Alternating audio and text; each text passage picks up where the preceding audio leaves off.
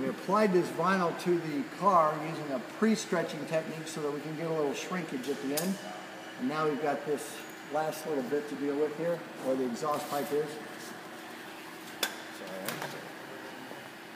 The technique that I would normally recommend for this would have been to, ahead of time, take a scrap of this material and form it like this.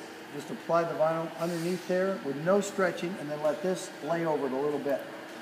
But because this is a brush material, it doesn't really do good if you overlap it on itself. It's hard to get vinyl to stick to the texture of this thing.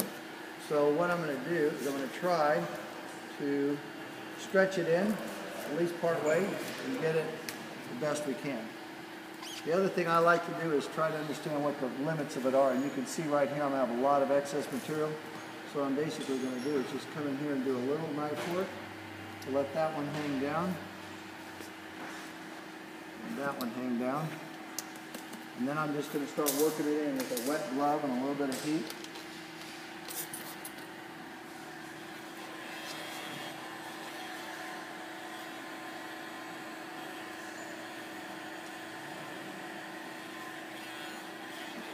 And you'll notice that I am heating, and yeah, I have to stretch it. I mean, it's just the kind of shape you have to stretch it, but I'm not yanking on the material.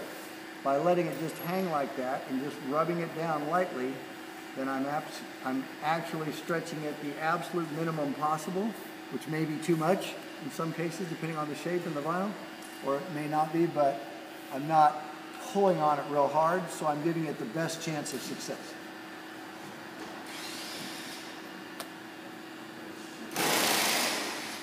One thing I wish you could show on videos that you can't, and I can't even show people usually when I'm training them in live, is that they can't really tell how hard I'm pulling. You know, for example, if I just do this, maybe what I'm doing to the vinyl, I'm not doing this. It's so much difference in the end result that the vinyl has a lot better chance of staying if you only have to shrink it 5 or 10 or 15%, or stretch it, I mean. If you have to stretch it more than 30 or 40%, then you're really asking for trouble. So my whole idea is on any given shape is how can I apply it to that shape with the absolute minimum amount of stretch so it has the best chance of staying there over the long haul. So anyway, I guess you can, it's not perfect, but pretty close to perfect.